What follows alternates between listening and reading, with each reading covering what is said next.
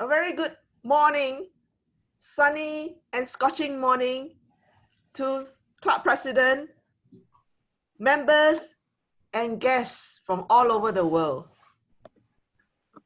Welcome to our first ever speech marathon, which has been specially organized for this era of infectious diseases, such as the outbreak of coronavirus.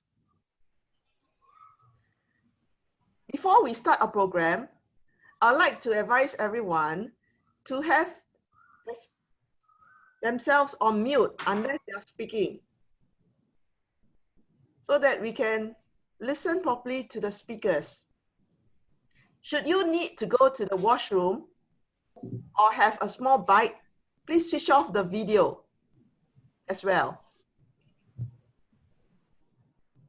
Now, today's program is very interesting. We have 4 speakers lined up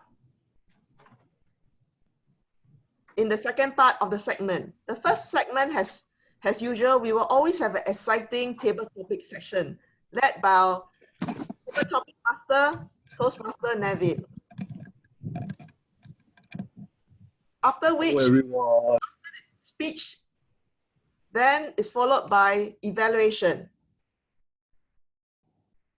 Now, let's transfer and pass over the baton over to our president, who will be presenting us with his opening speech. Over to you, President Toastmaster Willie. Thank you, Toastmaster of the day, of the morning.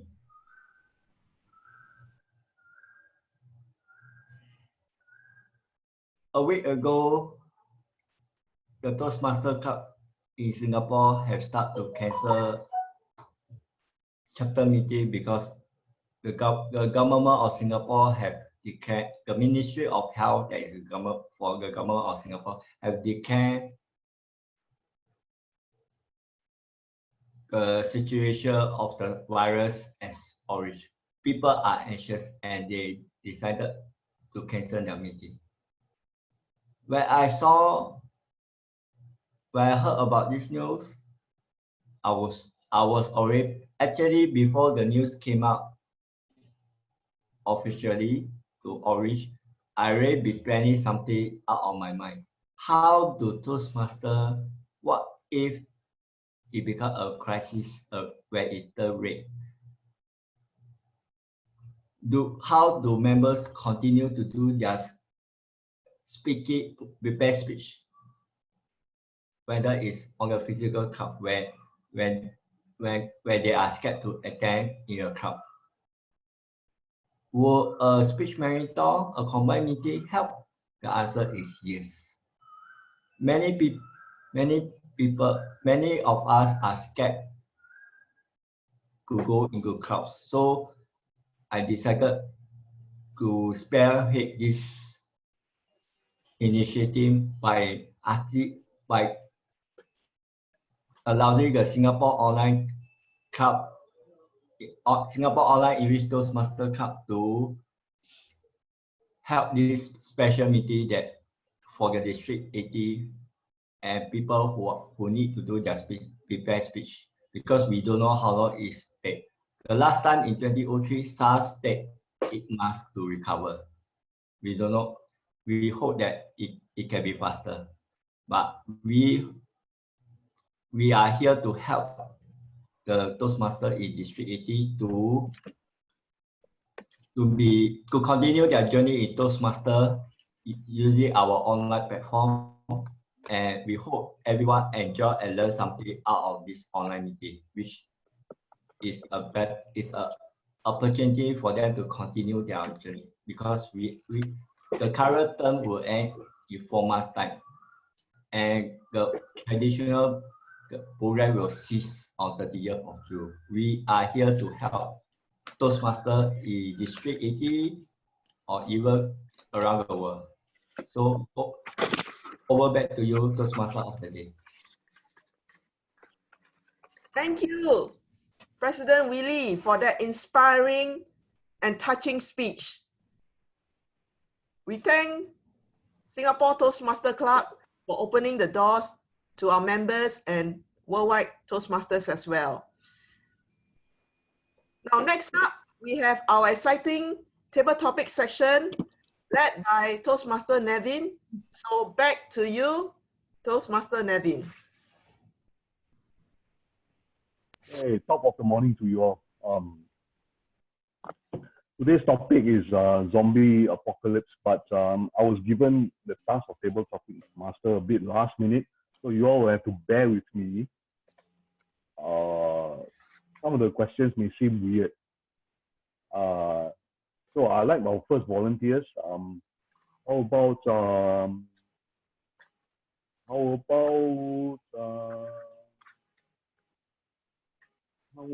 Shan? Yeah, Shan.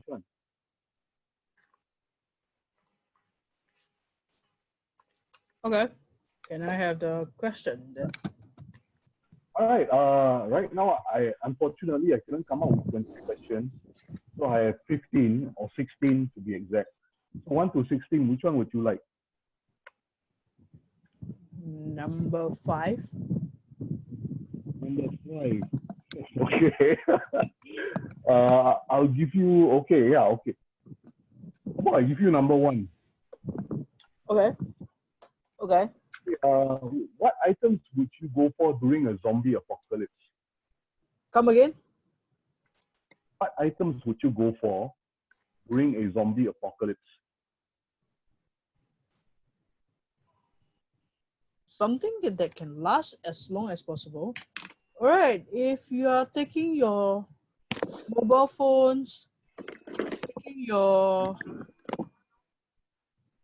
Wait, is the timer running? No. Okay. All right. If you're taking your mobile phones, if you're taking your tabs, you need to find a place where you can charge it in case the battery runs out, right? So in that case, I prefer to bring books. Lots and lots of books. This one thing you can never run out of battery. Unless the books are being torn up, then that one is another story. But books are a source of entertainment, a source of information as well. So there is one item I'll bring along is books, lots of books. Because, like I said, this is one item that never runs out of battery. If it does run out of battery, maybe you're using a Kindle, not a physical book. Mm-hmm. So if you are using a physical book, you can read as much as you want.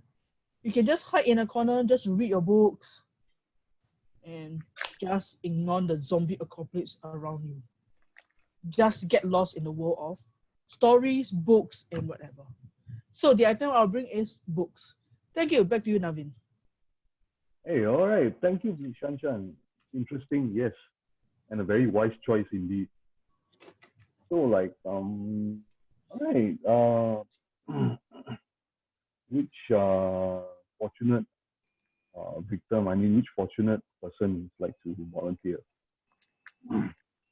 All right. How about, wow, that's a very nice smile, Kathy.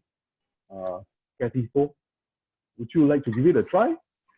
Hi, morning. Okay, what's the time? Which question would you like to give me? All right, I'll tell you what, I'll give you the question because some of them are a bit strange.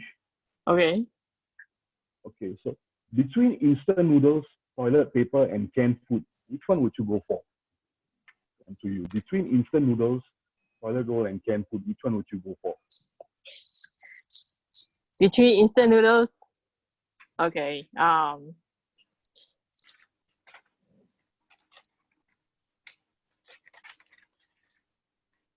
So the time starts now? Yes, time starts now. Okay. When you're ready. Okay. Given 3 choices, I think I'll go for toilet roll. Mm-hmm. Okay.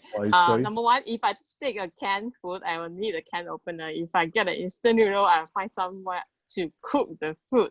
So the easiest to use will be a toilet roll, although it in times of need, it may not fill your stomach, but when you're starting out, I think we're still more concerned with hygiene than anything else. Food we can find, but when it comes to hygiene, I don't think there's much things that we can use to replace. Although we have to go back, prepared to go back to the let me see, back to the old days. But I think regardless of whatever choices that we make, we still have to make do with the limited choice. We always need to know what to give up and how do we make use of our limited resources around us. This has always been, I think, the hard and fast truth, regardless of which times we are in. So for now, I'll just stick to toilet roll, although I can't find any toilet roll right now. Yeah, so that's all I will give for today. Back to you. Thank you. Thank you very much, Kathy. And did you know that you can actually eat toilet roll? Yes, but we can also eat $3. Absolutely, but it's not very nutritious. All right. Oh, please forgive me. I kind of like had to come up with these questions on the fly. So how about CJ? Yes, CJ, you're looking good today. You're looking bright and early and sprightly this morning. So your question would be, which one would you prefer? A cough, a runny nose, or fever? Which one would you prefer? A cough, a runny nose, or fever? Tell us why. And the floor to you, CJ.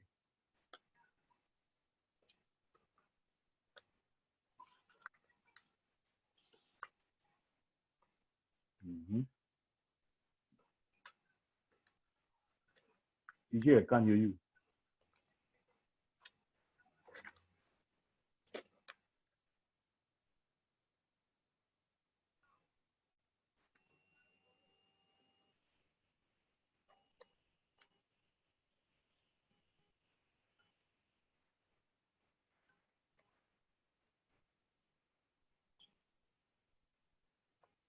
CJ, we cannot hear you.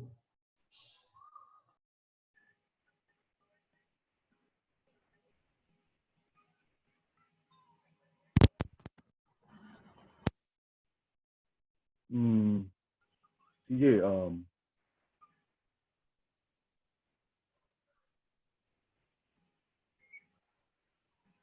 can anybody else hear him?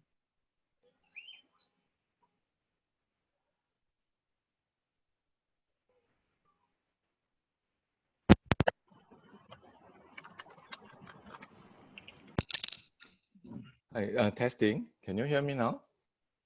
Yeah, can. Yeah, sorry.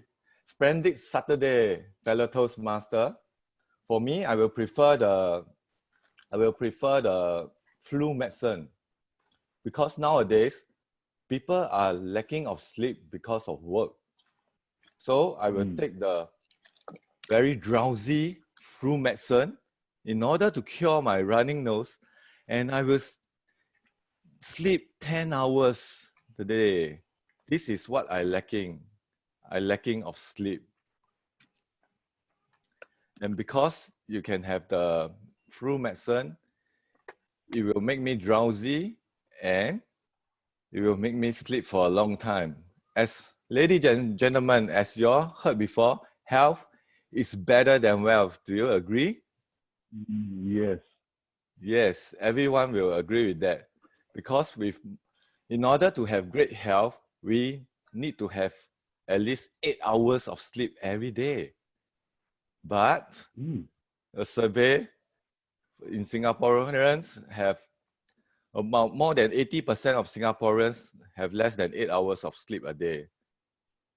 So ladies and gentlemen, remember, in order to have great health, you must have 8 hours of sleep a day and drink more water during this crisis. And back to you, Naveen. Thank you, CJ. That was interesting. Yes, we need rest and sleep, especially in stressful times like this. But sometimes we just have to bear with it and go through it. So next speaker would be, how about Angela Lee? Would you like to take part? Oh, yes, no problem. Nice meeting you. What is your, Yeah, hi, nice to meet what is your question? you. Okay, my question is, if you had to live on a desert island for a month, what would you bring with you and why? The island does not have Wi-Fi. Oh, I see. If you have to live on, Yes, I think in order, if I have an opportunity to go to the desert alone for a month, and I'm going to bring a book, which I am interested in it, so that I can read through it in a month. And the next is that I will bring noodles so that I can have something to eat. I think if I have something to eat, I have something to read, and then I can bring the one that I love with me. Then these are the three most important things in my life, so that we can check through over the month, and we can enjoy the desert, the camel, and also the sunset of the of the desert. I think that was not bad, because in the life we also have to live in the mountain, in the desert, so we can experience something that we are not normally experienced. And in that sense, I think life is more fabulous and gorgeous, because we have to facing something different. And I remember when I was young, I read the Jane Eyre, and these are the books which I liked. And I also like to have some noodles, instant noodles, so that I have to save the time and can have a rest and enjoy the sunshine. Thank you very much for the questions. wise choice indeed, Angela. Wise choice indeed. Instant noodles and books. Instant noodle, and the one that I love to share my conversation with, the most important friend in my life. Oh. Three things: book, noodles, and the best friend. And a what, sorry? Best friend. A friend. Oh, best friend. Okay. Absolutely. We all need the human interaction. That is.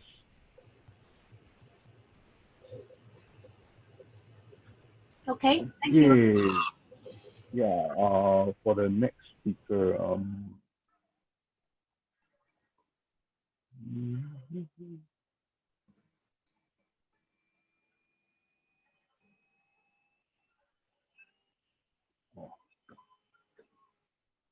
okay, James, why don't you give it a try, James? Okay, your question is,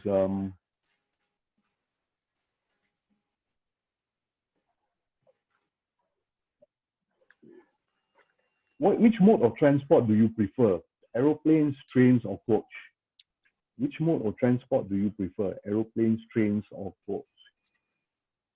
And over to you. Thank you, Naveen. If I'm given this three choice and only these three choice only, I will prefer train. The reason is because train can travel very fast. Also, that nothing bad can happen, right? Like for example, airplane, that can be possible that the engine might stop running and then you will have to crash, that kind of thing. So that is not very good. So for coach, it will be kind of like it's the slowest among the three choice, and it is not so desirable when it comes to, for example, a very long distance traveling. Like say from Singapore to China, you go through coach, you'll be like really take a long while. So train is the most preferred optimum choice. And given that train is also there's comfort, like they'll have food, and they'll have sometimes have a very comfortable seats, so you can travel in very enjoyable journey, as well as you can still continue feeling okay for a long travel if the distance is very long and the time of traveling is very long. So my choice of transport in these given three choice is train. It has my time reached the so back to you again, table topics master.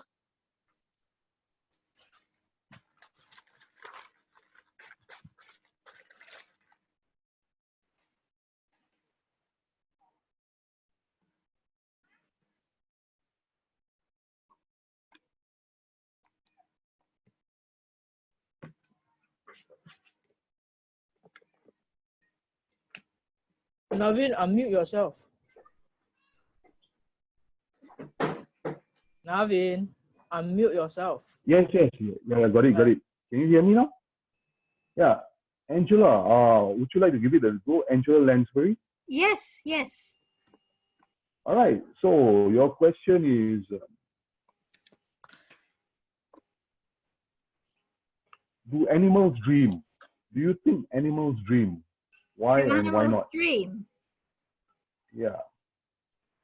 In order to You gotta find forgive this me. out, I would think it'd be quite simple for a scientific lab to check on which part of the human brain reacts when we dream, and then to check an animal when it's asleep.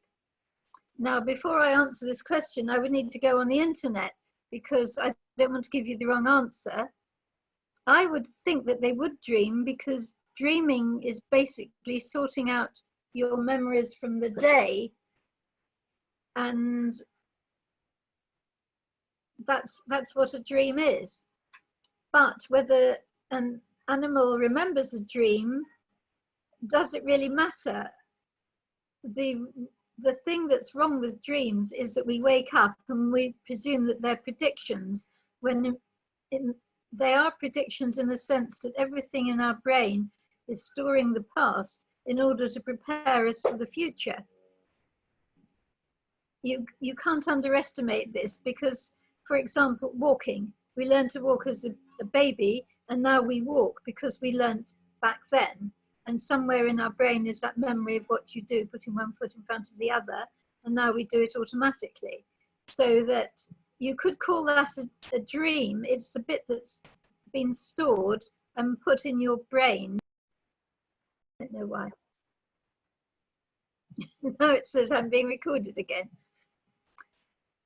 So it's a hard question to answer, but I've done my best. But to get the real answer, to sum up, you need to go on the internet and find out whether they do dream. And then you have to decide what you mean by dreaming, because my view is that dreaming is just being aware of the sorting progress of the important things. And that's why you have nightmares, which are dreams in which the important bad things come to the surface, because they are the most needed to prepare us to avoid something dangerous happening. And our imagination creates dreams because we have to imagine what could happen in order to prevent bad things happening. That's simple survival. That's how the brain works. That's what the brain is for. The brain is there for two things. One is to register in enjoyment, and the other is to prepare us and to help us get through life, whether it's walking, health and safety, or whatever. So there you are. I don't know if animal dreams. I don't know if it matters. But there's one way to find out. Ask your dog, do you dream? And then listen to the answer. Fascinating. That's it, right, Angela? That's all I have to say on this matter. Unless you want to hear all my Angela. dreams, but daydreams and real dreams are different things. Thank you, Angela. That was fascinating. Yes, it's best to search for the answers rather than give your own opinion on it. But as always, we have to continue. So, how about our table topic master today? Would you like to try a question? Well, I see we have a strange person here by the name of Uncle Honeydew. Would you like to try a table topic master? Would you like to try a table topic question, Mr. Uncle Honeydew? Hello, Uncle Honeydew. Are you there? I have a good question for you.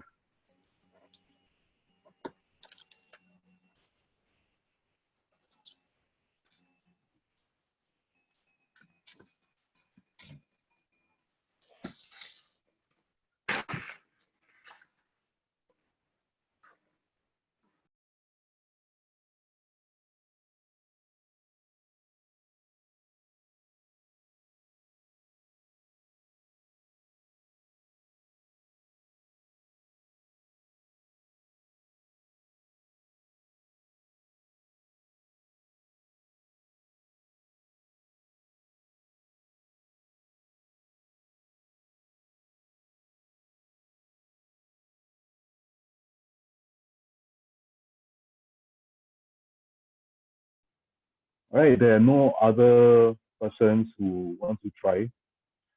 So over to you, table topic master, Alicia.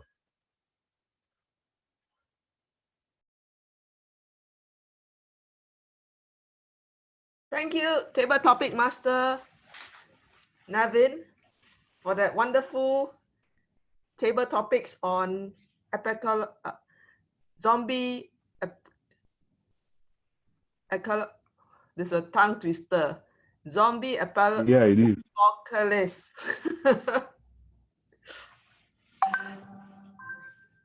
Let's have everyone vote for the best table topic speaker.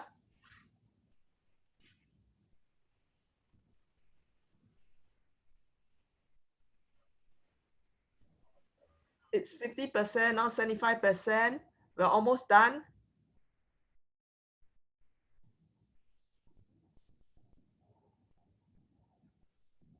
Yes, 100% completed. And the winner is Toastmaster CJ.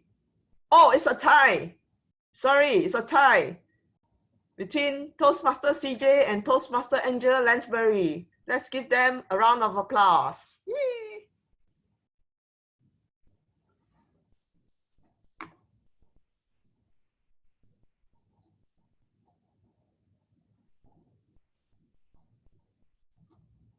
Congratulations to the two winners. And now let's proceed to the second segment of our program today, which is a very exciting segment where it's a prepared speech. But we have some adjustments to the program.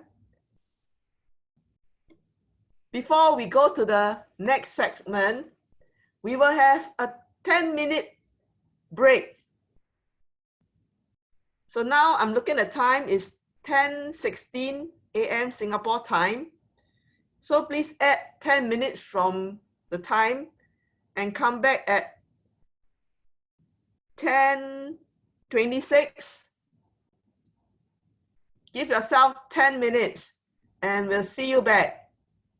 Thank you.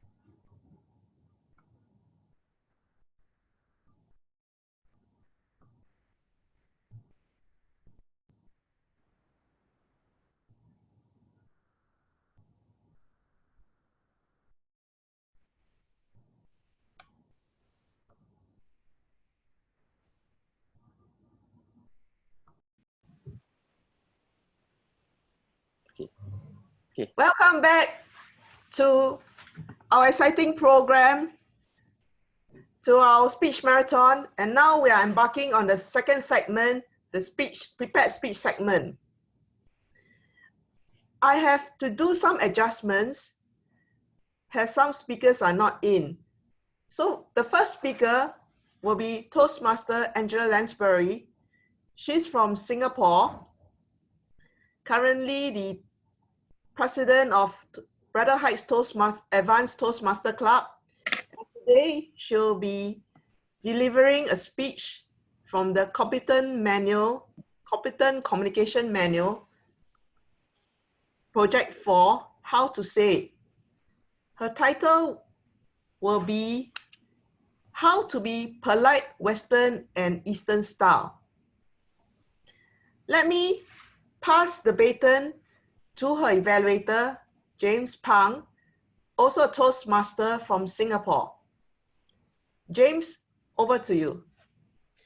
Okay, the objective statement according to the Easy Speak is that the words and sentence structure communicates the ideas clearly, accurately, and vividly. Rhetorical devices enhance and emphasizes ideas. No jargon or unnecessary words. Correct grammar used. Good luck, Angela. Thank you. My title is How to Be Polite, Western and Eastern Style. So first of all, I should do what Toastmasters does and say, good evening, everybody. Oh, actually, it's morning here in Singapore, but maybe afternoon or evening where you are. So one has to adapt to the audience. And then I should greet people in order of precedence. So any area directors, the Toastmaster of the day, and of course, Willie, who is our president, he should have come first. And finally, welcome guests. But a lot of people say you start a speech by going straight into the drama. And the drama is, well, in the normal meeting, we would be shaking hands. And there are various ways of shaking hands. There's a firm handshake, and there's the wavy, delicate handshake, and there's Her Majesty's handshake, which is once and that's it, because she can't be there shaking hands forever. And another way in Eastern countries in hot weather is to wear gloves when you're shaking hands so that you don't get your sweat all over somebody else. And I discovered that there is an absolute no-no to shaking hands when you're about to go on stage if you have written your notes on the back of your hand, which is a way of concealing them, which is great fun until you shake hands with somebody and their perspiration and yours takes away all your notes and you don't know what you've got to say. Now, I'm going to deal with greetings first because that's something that's in our minds here, because until about a week ago, it was an absolute must in Toastmasters to shake hands. And I would occasionally be asked by somebody who was religious or for some other reason didn't want to shake hands, what can I do when I'm greeting somebody? How do I avoid shaking hands? And I had about 3 systems for avoiding shaking hands. One system is very simple, and that is to do the namaste, which is fine if you're Oriental. It looks slightly odd if you're not. Another system, if you're in a meeting, is to carry a tray. So if you have your hands holding a tray, ideally with something that the person you're greeting wants, such as a glass of water, they will be ever so pleased and feel, and so long as you nod and smile and possibly even greet them by name, they will feel very welcome. And if you offer them a glass of water, they will be delighted. So that's a way around it. Now, things have got more important to us in terms of greeting, because now with the coronavirus, people don't want to shake hands at all. Not just a few people, but everybody in Singapore and possibly other countries in the world does not want to shake hands. So I made a list, and I couldn't believe it, I've got it here on my screen. I wrote a blog on it. I got as far as 34, 35, 36, 37 different ways of greeting somebody without shaking hands. And I'll go through some of them with you. The first one is the nod. The second one is the bow with the nod. And you will know that we could go into bowing on and off all day, but we'll go on to namaste, which is hands together, which is very common in India and Asia. Then there's the Chinese fist, which I'm not very good at, but it's something like that. And I've heard that you do that if you are doing karate or some kind of martial arts. Then there's the salute, which you do. You might think this is quite straightforward, hands flat to your forehead. If you're in the army and you greet the captain, because he greets everybody and then they all salute back, and he obviously can't shake hands with everybody, be there all day. On the other hand, if you go into Wikipedia and look up salute, you find that every army and every navy and every air force has a different kind of salute. The North Korean salute is not the same as the American salute, which is not the same as the Chinese salute, which is not the same as the Israeli salute, which is not the same as the British salute. Would you believe there are all these different kinds of salutes?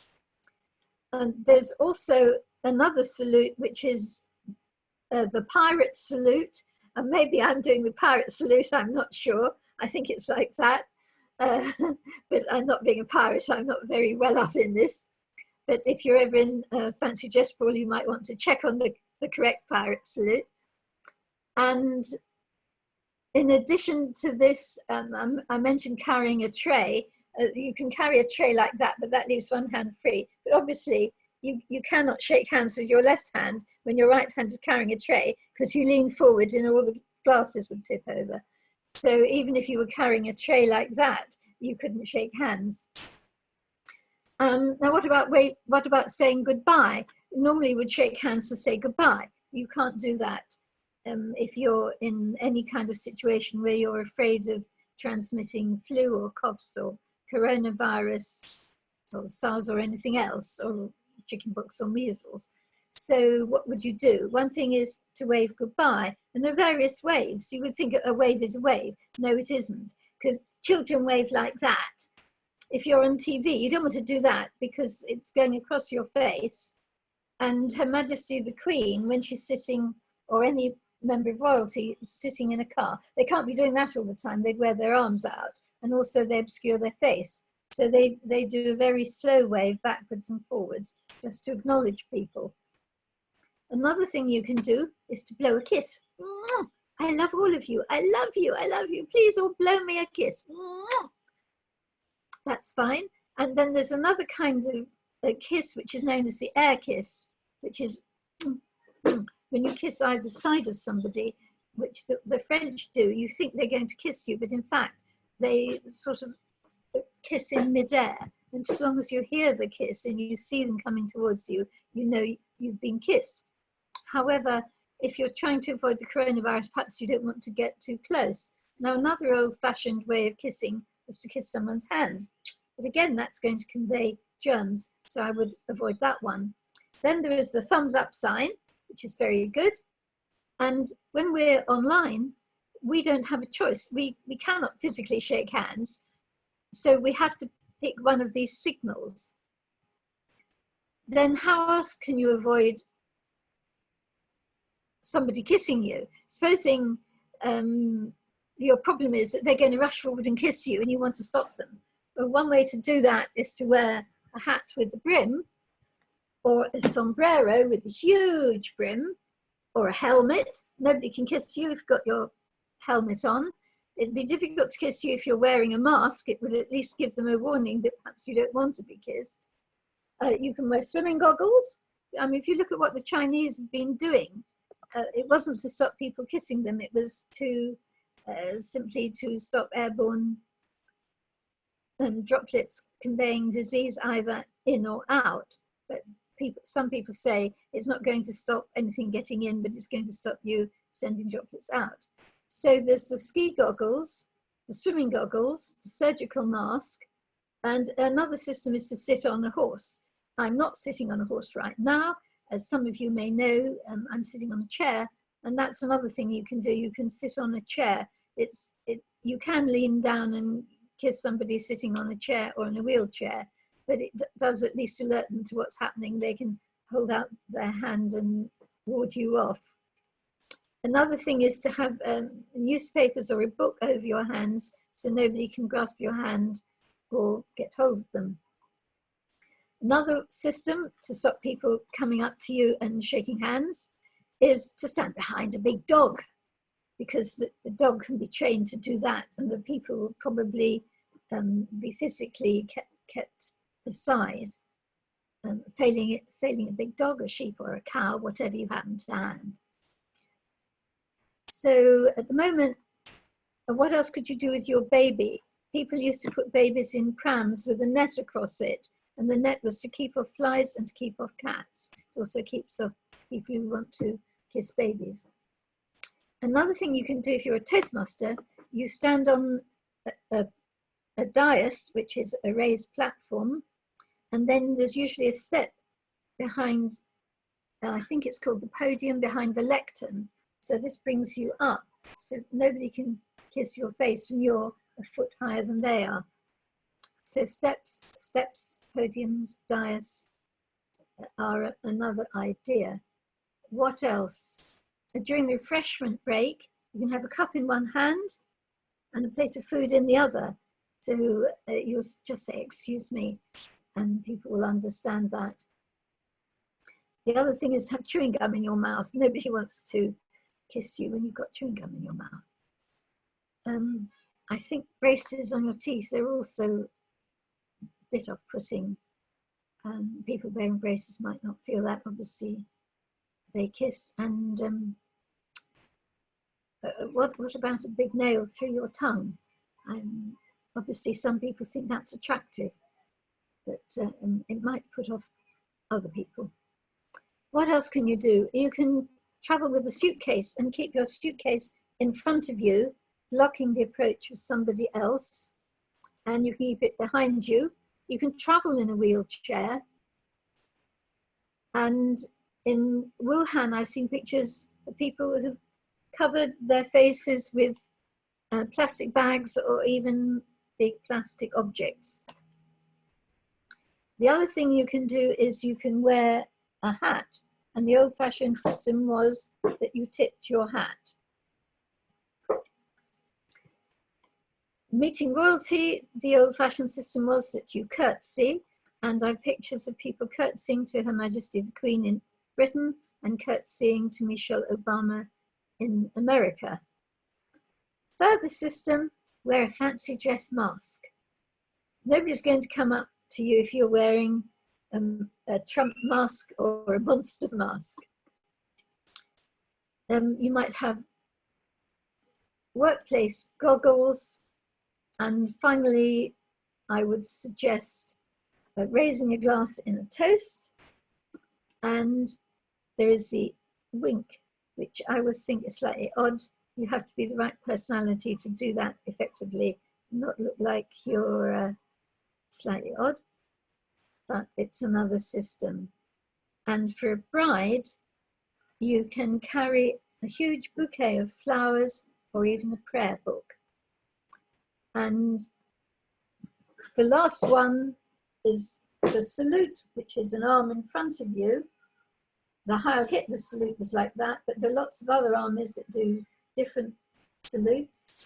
I think the North Korean army does one. If you go online and look, you'll find them all. And finally, we go back to our system here in Toastmasters, which is the thumbs up, or you can try and stop people shaking hands by vigorously clapping and hoping they will copy you. So you just nod and clap and walk away, and that's the end of the handshake. So now you know what to do if you are ever in trouble. And finally, you might want to say "shei," which is, unfortunately, I've got an English accent, but that's goodbye in Chinese, which is Mandarin, and you might want to say goodbye in another language like terima kasih, which is Malay.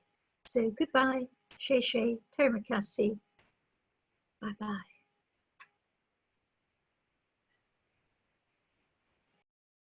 Thank you. Thank you, Toastmaster Angela, for giving us a comprehensive speech on the etiquettes of Eastern and Western culture and clarifying for all of us. I really didn't know there was so much to learn. Thank you so much. Next up, we have another speaker. We'd like to push forward the program a bit, and we are pushing forward Toastmaster James Pang. James Pang is a Toastmaster from Frontier Toastmaster Club in Singapore, and he will be speaking on leadership development topic 5, manage successful events. This is a club officers training for 2020. So without much ado, I will hand over to his evaluator, Toastmaster Angela. Angela? Me? Angela Lee? Or Angela Lansbury? Sorry, Angela Lansbury. Oh, okay, thank you. That's better. Wait, hold on.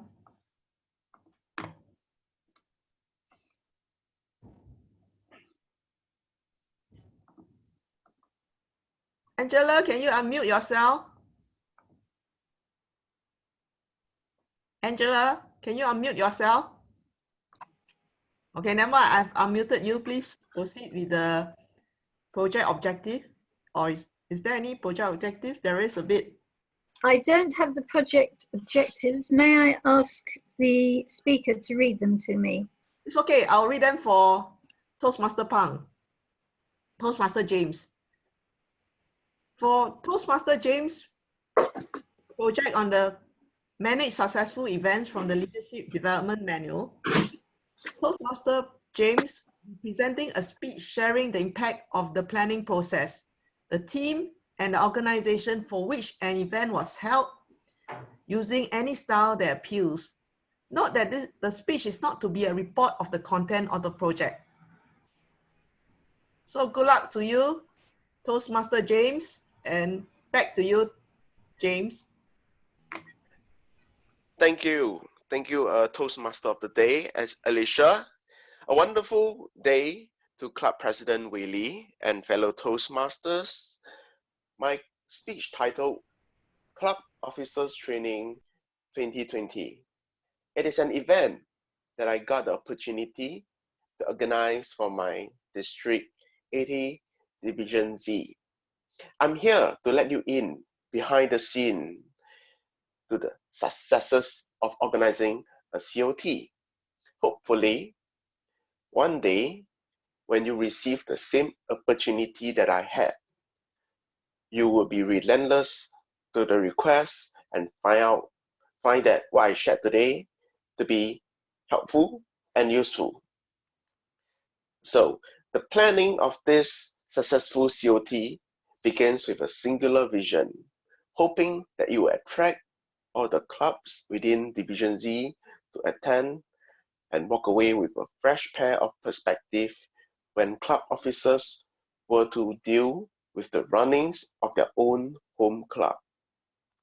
But for me, it was simply to put up front by deciding it to be on 11th January 2020.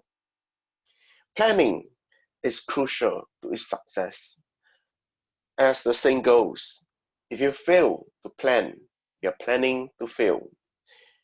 Knowing at the back of my hands the mountainous of tasks need to be attended to, I look towards my entrusted friends in Division Z Executive Committee and seek humbly for their expertise, working out the proper timeline, deadline, and task delegation.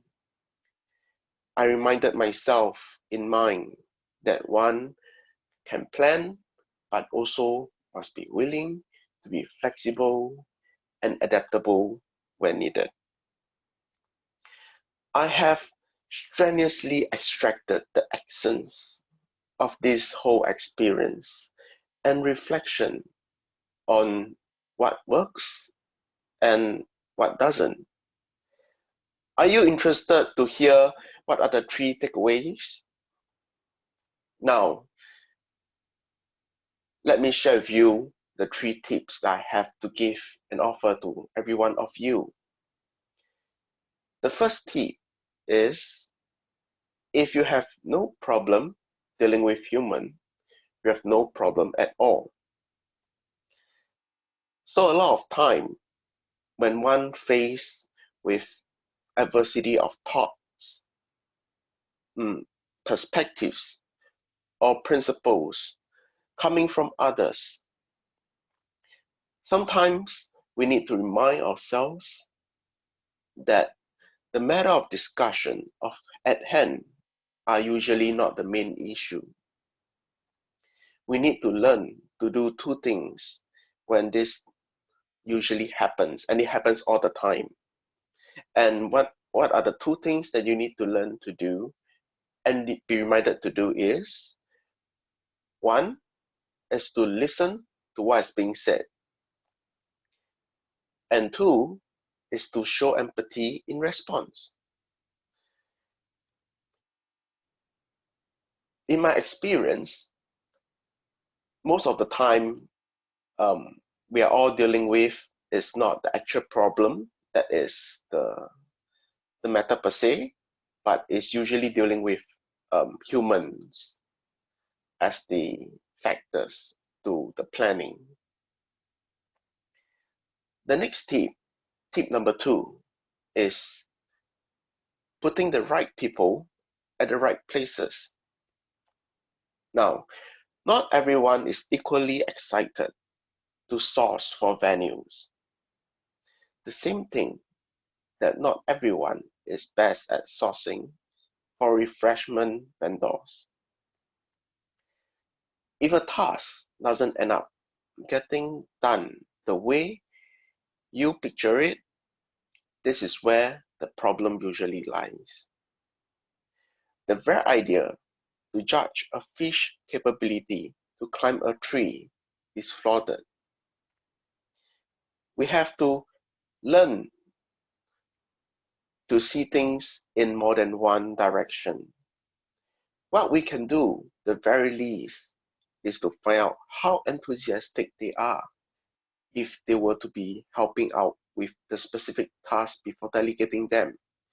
Like, for example, you can ask them, do you mind if you were to help me to source for the venue? And you have to, of course, provide them with the specific details, the specific specifications, and the expectations need to be arranged and set. Next is tip number 3. Focus your energy on the right problems. Planning an event is indeed a tedious affair. The first mistake is to give equal attention to all functions. Sometimes the only right problems that really need your attention are just a few of them. The rest are just distractions and clutters. The best way to help in such a situation is by empowering the delegates. Trust them with most of the decisions are the best and don't micromanage them. The impact of the planning process lead to a successful and invigorating event, happier and more productive teammates, and achieve and realize the objectives of both the event, in my case, is Club Officers Training and Division Z's vision. There is no mountain of tasks too challenging to conquer, but the hearts of the team too vulnerable to break. Back to you, Toastmasters of the day.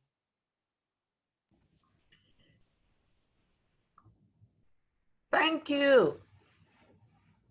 Thank you, Toastmaster Pang, Toastmaster James, for that interesting speech. And it really helped to clarify how to manage a successful event. Thank you for sharing the various tips on how you organize the COT from Division Z. I'm sure everybody learned a lot. Now, I'm very happy to introduce the last speaker. Last speaker is Toastmaster Minashi. She will be delivering her speech from the Speaking to Inform manual, Project 5, the abstract concept. And Toastmaster Minashi hails from Tails Toastmaster Club. Her speech title is Think Before You Speak. So without much ado, I'd like to hand over to her evaluator, Toastmaster Shan. Toastmaster Shan.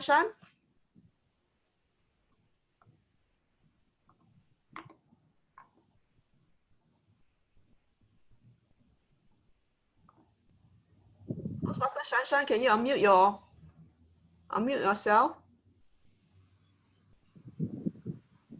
Not unmuted. Okay. Give me a moment. Can you hear me now? Okay. All right. Here we go. The objectives: research and analyze an abstract concept, theory, historical force, or social political issue. Present the ideas in a clear, interesting manner. Timing is 6 to 8 minutes. Good luck to you, Toastmaster Minashi. Back to you, Toastmaster Minashi. Thank you, Toastmaster of today. Welcome everyone to my speech and the last speech of the Speaking to Inform manual. Today, I will be talking about the term, think before you speak. Have you realized this is very important in these days? Have you realized if you say something, people stick to it and people expect from you? Have you realized when you promise something, there is an outcome, stick to it, and there is a effect because of your promise? If you don't keep up your promise, the effect could be adverse. If you keep up the promise, people expect you to keep up your promise always. So what you say, think. Think what you say and do what you say. So to elaborate more on this concept, one day my mom left me a note saying that LOL. In my terms, LOL means laugh out loud. So I was wondering why would my mom say LOL all of a sudden on a fridge on a sticky note? I was surprised and I called my mom. Mommy, you know all the WhatsApp short terms, LOL, everything. So I'm really impressed. Then my mom told me that LOL means lots of love. So me and my mom, are we speaking in the same language? Are we speaking in the same terms? Why did this confusion get caused? Before I spoke what LOL meant, have I thought in her shoes, I would know what LOL meant. It was my mom, so it was not a big deal. But have I done the same thing with my manager or my colleagues, they would laugh at me and it would have really been a laugh out loud. Yes. I would like to stress on another point. When you speak something, paint the picture in your mind and speak accurately what you want to achieve. If you think that if I say pass me that thing, I'm sitting in a restaurant and I'm asking my friend, pass me that thing, what I'm thinking in my mind is pass me that box of salt, but my friend is giving me the pepper box. Ultimately what I got is pepper because I didn't communicate well. I didn't think before what I said. Pass me that is not enough. Pass me that box of salt would have made it clear. So have I thought it before I said, I would have got the result what I wanted. Another interesting thing about think before you speak that you need to follow is, have I actually got anything to say? Because when you have a group of people, if there is a strange silence, you try to speak to fill up the gap. Do you really mean what you speak there? Do you really have to speak if you don't have anything to speak? Sometimes it can become very bad and it can cause a negative impact on you and a very bad impression on you if you speak what you don't intend to. So when you are in a group, don't break the silence just because you have to. Think what is absolute and what is required for the group before you try breaking the silence. So think before you speak is very important. To add up to the study that I did, there is one mythological story from India where it's called Mahabharata, and this is a short story from that. The marriage of Pandavas. The Pandavas are 5 brothers, and they all lived with their mother in a forest. These are the princes of Ayodhya. They were trained by the great sage called so and so, but they all lived together. One day, they went to the Swayamvara. Swayamvara is something like a bride can choose her husband based on the skills of the king or the person. So the Pandavas and all the other kings went to the Swayamvara. At the Swayamvara, there was a task for the competitors, the bridegrooms. So the competition was so that the bridegroom has to hit the fish on its eye. The fish was rotating on a pole and there was water beneath the pole. So the king or the contestant have to hit the fish on the eye exactly. So the rotating fish, it's not easy. So all the contestants tried, and to be said, the great warrior and the great archer Arjuna tried his luck. He tried and he exactly hit the fish on its eye. Because he was a great warrior, it is expected that he hit. And the wedding happily happened at the at Draupadi's place, the bride's place, and they took Draupadi to their mother. All the 5 brothers, they along with the bride and the bridegroom, they went to their mother and knocked at the door. They said, "Mother, mother, please see what we have got." The mother usually insists on sharing. So that time the mother said, "Children, whatever you got, share equally among you." The mother said it without thinking. The mother said it without analyzing. The mother said that without knowing what they had got. And it so happened that Draupadi became the wife of the 5 brothers, the Pandavas. This is a mythological story, but we have great learning from this story, which is that you have to think before what you say. There is one another story I want to insist today to insist on my topic is there was 2 people living in the neighboring houses, one old man and one young man. There was a theft happened in their neighborhood, and the old man said to the police that it is definitely that young man, he's a thief, I'm pretty sure. Then the police investigated and arrested that young man, but ultimately it was proven to be that the young man is not a thief. So when the young man came out, he sued the old man saying that this guy is talking false about me. Then they both went to the court and the judge asked the old man, "What did you say about him?" And the old man explained the story. The judge was about to write the sentence and the old man said, "See, judge, I only spoke about him. It doesn't hurt him. It doesn't do any harm to that young man. It was just word of the mouth." Then the judge thought for a while and said, "Okay, we'll keep the sentence for tomorrow, but you, old man, write all of the things that you told about the young man in a piece of paper."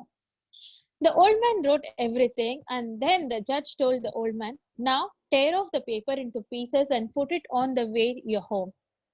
So they all went back, and the old man threw all the pieces of paper on the way back home. Now, the next day, when both the young man and the old man came to the court, the judge asked, "Hey, old man, go and bring all the pieces of paper."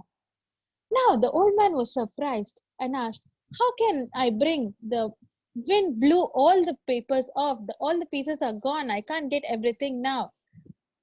Exactly. The judge made the old man realize what his mistake was. Yes, the sentence that you told is all in the air and it is all everywhere around. It is spoiling the honor of the young man. So definitely you have to think before you speak.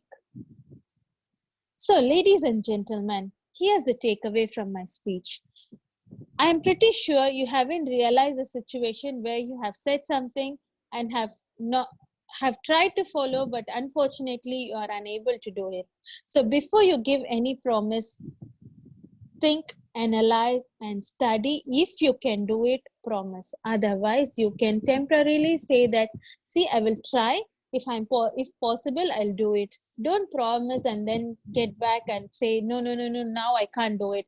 That makes a lot of impact, and that hurts people's feeling and creates a false impression or negative impression on you. So better think before you speak. With that, back to you, Toastmaster Alicia. Thank you, Toastmaster Minashi, for that very interesting speech. Think before you speak. Very often, our minds are very active, and because we become so excitable using our emotions, we speak faster than we think. So this is a very good speech, and your stories even highlighted the importance of think before you speak. Thank you for it. Now let's go to the final There's no break for this because it's a speech marathon. So we'll go embark on our final segment of our program, which is the speech evaluation portion. Let us invite the first evaluator, Toastmaster James Pang. Toastmaster James Pang is from Frontier Toastmaster Club. And let's invite him to present his evaluation. Toastmaster James. Thank you, Toastmaster of the Day again. Right, so I'll be presenting the speech purely on the speech objective and delivery.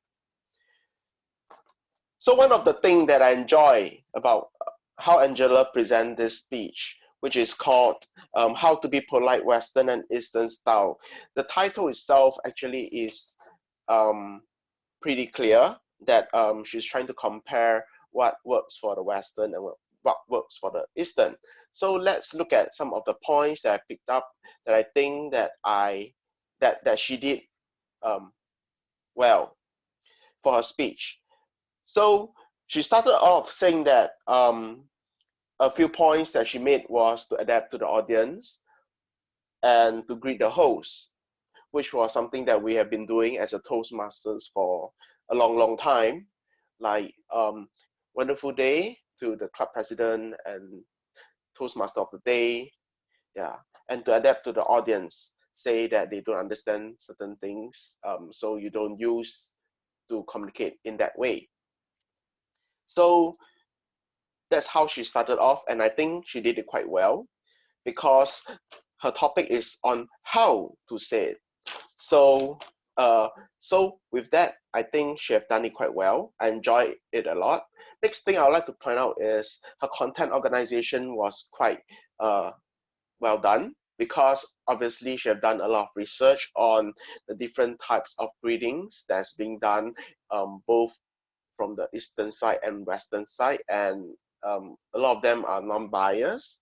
So she have done a lot of content organization, especially when she have to mention like a lot of ways that is being done, like 20 plus different ways of how greetings are done and how to avoid, say, a certain type of greetings. Next, I think Angela have done a very great job at body gestures. So like for example, certain way of greeting, like firm handshake, she would actually put her hand like that, handshake. And like if she's talking about wearing a cap, she'll put on a cap or her hat. So she have done that quite well. And like I enjoyed how she was doing the Queen's wave, which was, I think, the type of body gestures that I think help a lot with her speech. Next is the words usage. She have done a lot of words usage to make it general, but not too not too specific, but yet it applies and everybody knows what it's talking about. So that's also very well done. Like she'll say, like to generalize it, it can be a podium, a steps, a stand, a dice, right? So that is how she does it with her words usage, because it may not always work the same every time along with different scenarios. So some of the things that Angela as a speaker can think of how she can improve on her speech even further, bring it to even better, is instead of focusing and listing down for us a list of like 20 plus different types of handshakes, different types of nods, bows, even salutes. She also mentioned like more than 5 types of salutes and wave. So she may want to maybe categorize them into 3 different categories for people to be easier to focusing on her speech and also to remember of what she had mentioned after she made the speech. So categorizing them into 3 different categories of like maybe hand gestures versus body gestures versus specific miscellaneous like kisses, like blowing off kiss and thumbs up, the kind of thing. So it will actually help people to remember all that. And the next point I would like to point out that she can improve on her speech is that because her topic is very much on speaking, right? How to say it. I think that she can do it well, even better, is to describe it in details instead of touch the point, next thing, touch the point, next thing. So she can say it like in terms of like elaborating in scenarios, like I mentioned, I think I noted a few things that she pointed on royalties, like curtsies and like queen's wave and air kisses for French. See, so I feel it will help with her speech in the future. And so in general, I would like to say that Angela has done very well for her speech in terms of content organizing, body gestures, word usage, and she can actually improve on the speech even further by categorizing of her speech, the choices of 20 plus motion into 3 categories, and also to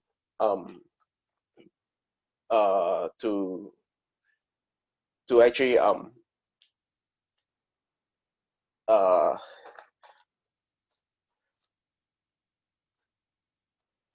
focus a bit more on elaborating on her different points instead of just talking from point to point. Back to you, Toastmaster of the day. Thank you.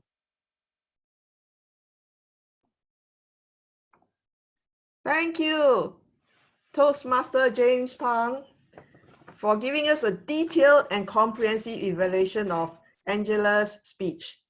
Now, next up, we have Toastmaster Angela, who will also be evaluating on Toastmaster James Pang's speech. Toastmaster Angela comes from Braddock Heights Advanced Toastmaster Club. She's currently the president. So let's invite Toastmaster Angela back to evaluate Toastmaster James. Over to you, Toastmaster Angela. Thank you so much, Toastmaster of the Day, Alicia. James Pang gave a speech on organizing a club officer training. This was of great interest to me since I've just done one which was done online. One of the reasons why I joined this online club was to know what to do in such a situation. I think it would have been interesting if he'd started by asking which of us had already organized a club officer training or who hoped to do so. I thought it was a very interesting speech, obviously very interesting to me, and I'm sure it would be interesting to most Toastmasters. And he could have gone further and said that not only a club officer training, this applies to training for any organization. You might have to organize a training at work as well. So if there's anybody looking in who's not a Toastmaster or who hasn't yet joined and doesn't know what a club officer training is, this is a relevant subject. So a very good subject. And he dealt very well with the problems. I felt that I loved his phrase, fail to plan and plan to fail. I felt that should have been the opening sentence because that's one a lot of people know, and it summed up his message. His language was good. He used the words flexible and adaptable, which is assonance rather than alliteration. Alliteration is the first letters of the word matching, and assonance is sounds, not necessarily a rhyme. It could be a near rhyme, so that was good. Now, we got a little way into the speech and we came to the bit that I found most exciting and most interesting and most original, when he said that what you're discussing is not what the issue is, it's something else. I thought he could have elaborated on that and given an example, because then I got very interested. Then he went from that on to what we should actually do and how you choose the right people. He didn't address one of my problems, which is, what do you do if there's nobody who wants to do a particular job? It's very simple to say who volunteers to do X, and then whoever volunteers is doing the job they want to do. But if you say who wants to do X and nobody answers, how do you find somebody who'd be better at it than someone who backs away into a corner? So that's a point he might like to add later. I liked very much his phrase that talking about people who feel excited about doing a job. Somebody perhaps has done it before and enjoys it. When he came to give the examples, I really liked that. He talked about the right people, and the idea of the fish climbing a tree was very good. And his other phrase, focus on the right people and the right problems. He could have explained what a COT1 was and what a COT2 was. And I felt there was a possible conflict between giving people briefings and yet not micromanaging them. Because if you brief them too much, are you micromanaging them? So I wasn't sure about that. I absolutely loved the speech. It was very relevant to me, and I'm sure it is very relevant to everybody else. It gave us a lot to think about and some useful tips. Thank you.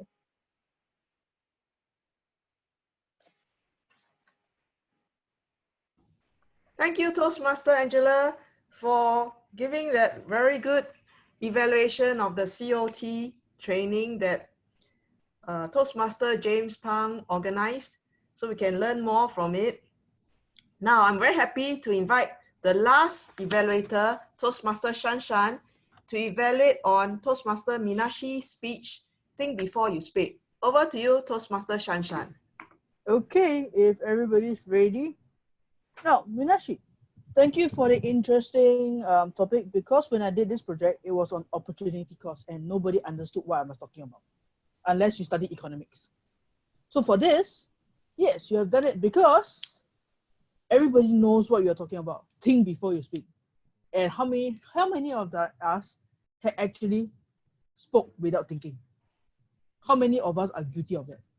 We actually spoke without thinking. See, we have, even myself also. And sometimes in my job, we sometimes do speak without thinking also, which is quite dangerous, by the way. So it's a very interesting topic, and it's really that abstract that it's also very relevant at the same time. Learn new things. LOL doesn't necessarily become laugh out loud. It can also become lots of love, yes. And true. How many of us are, okay, can you just pass me this, pass me that, pass me this? What do you want? That is the second question that the person will ask.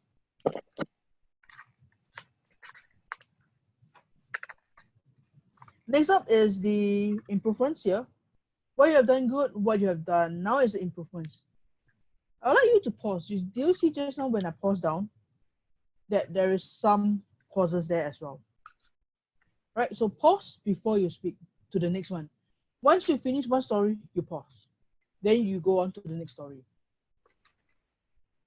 Perhaps in your story about the warrior, you might want to add a little twist to it. That warrior did not hit his target. And they don't hit the target, but he still get the person in the end. How is that for a twist of story? So sometimes you might need a quick twist to add on the flavor to the story. And for the other story, I'm not very sure whether you are talking about the young man and the old man, because somehow you might want to slow down your pronunciation of the word young, because it took it to mean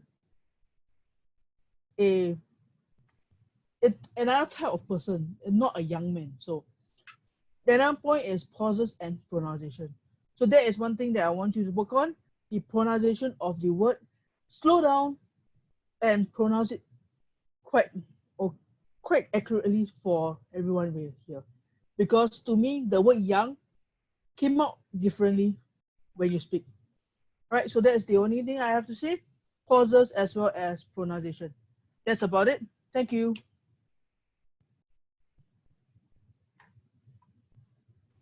Thank you, Toastmaster Shan, for the insightful evaluation on a very interesting topic, think before you speak, which a lot of us do not think before we speak. There's pros and cons if you do not think before you speak. So it's good to pick up tips here and there as well. Now that we have finished our last segment of the program, we will commence the voting for both the best speaker segment and the best evaluation segment. Can the polls be ready for us to vote?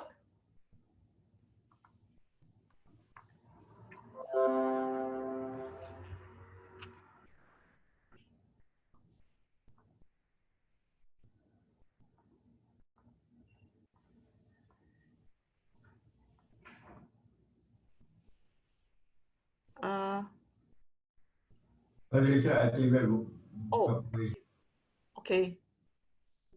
Just give me a minute. Okay, the voting has started. Please put in your votes for the three speakers so that we can get the best speaker.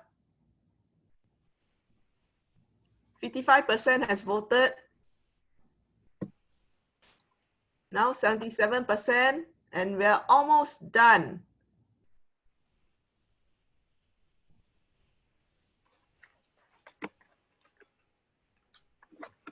I think there's one more person who hasn't voted. Can a person vote?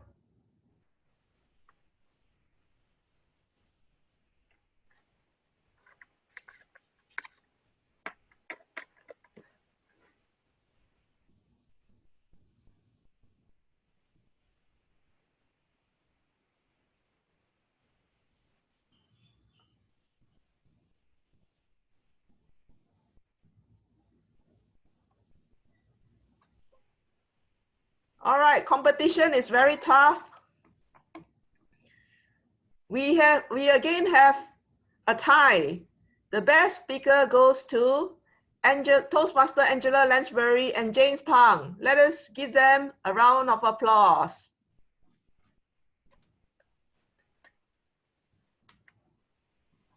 Congratulations to all speakers. And let's vote for the best evaluator.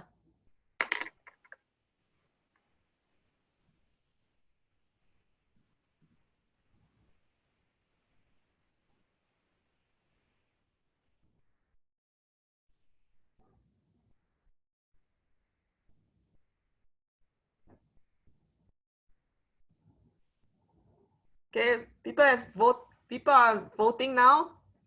We're almost done as well.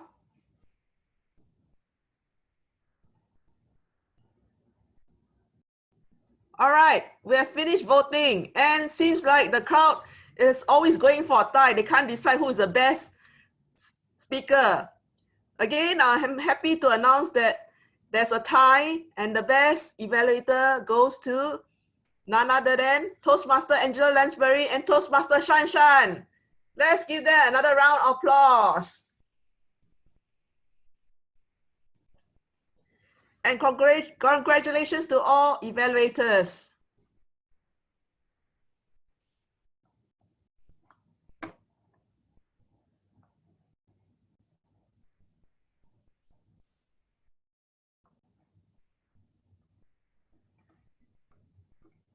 Thank you, all speakers and evaluators, for your participation in this first ever speech marathon from Singapore Online Toastmaster Club. I'd like to hand over to our president, Willie, to present his closing speech. Over to you, Willie.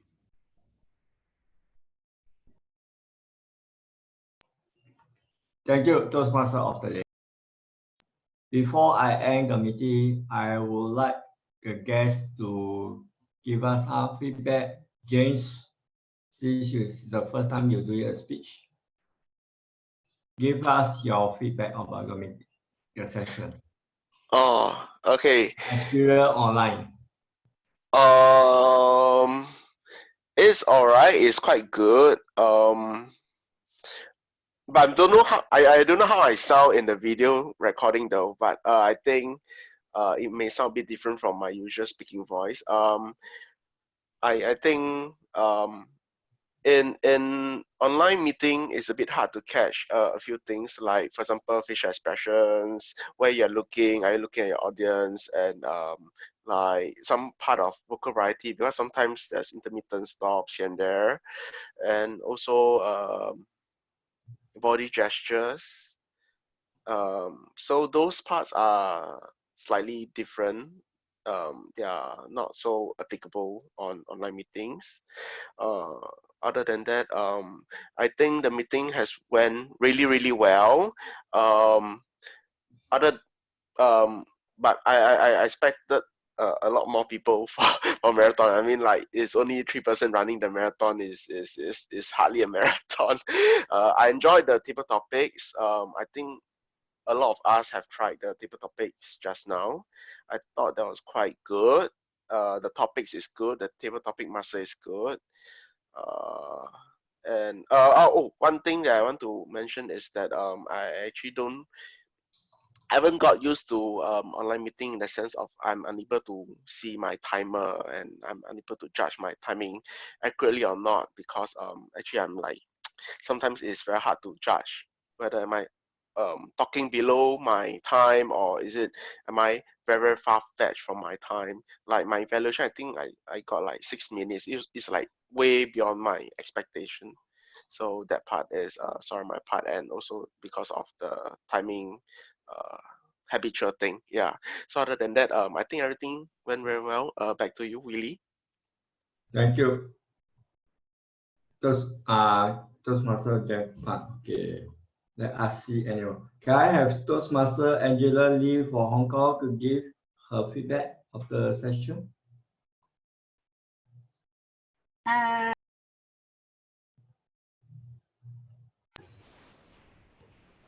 you show your video? Okay. Yeah. Yeah. Hello. Can you hear me? Yes. Can you hear? Yeah. I was just muted by somebody.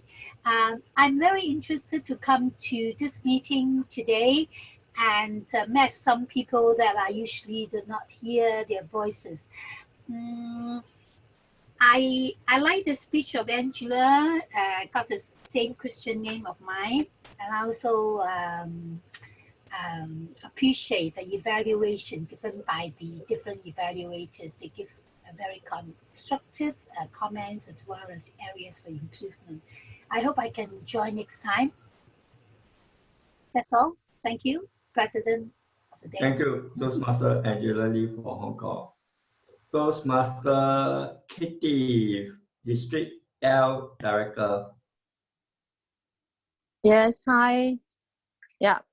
Okay, this is my second attempt at online meeting. So adjusting. So I was adjusting to how the camera is on you and after the training on Wednesday, what are the basics at the etiquette of online meeting. So getting the hang of it. So yeah, it's a different experience. Yeah. Okay, thank you, Yeah. Toastmaster Kitty. Okay, who else? Okay, that's I think one of the guests went away. So okay, this meeting was organized at a last minute. Okay, to Toastmaster Jing respond, and then we are trying to officially start next Saturday. So we need everyone's support to make this event a real speech marathon. We are just testing, showing how the online meeting works before we go for a real one next weekend. This Saturday, there will be one, same time, same day, depending on the number of speaking slot who are booked, the meeting will last until what time? But definitely, hopefully, it's longer, 8 hours or more. This Sunday, like what Division L Director for District 80 have agreed to announce to the Mandarin Division that they are going to have an online speech marathon, and it will be conducted both by the Singapore Online Club and the Mandarin Division. The Mandarin Division will manage the meeting on behalf of the Singapore Online Club after their training. Right, Katie? The training will be scheduled tomorrow. So No, I mean the actual marathon will be. The actual marathon, I'm hoping that we can do it end of the month, so that at least I can give them some time to prepare for the speech and adjust to the speech marathon. It will have a better turnout if we don't rush the online marathon. Okay. Yeah. So probably in 2 weeks time, hopefully at the end of February. That's my target for now. I hope that we can work towards that. Yeah. Okay, thank you, Division Okay. Director for District 80. Fellow Toastmaster, this is the first morning meeting that most of you have attended. I guess we are trying to get used to that. We have tried afternoon, evening for those clubs in Singapore. We have tried afternoon meeting. We have tried night meeting, and this is the first morning meeting for some of you.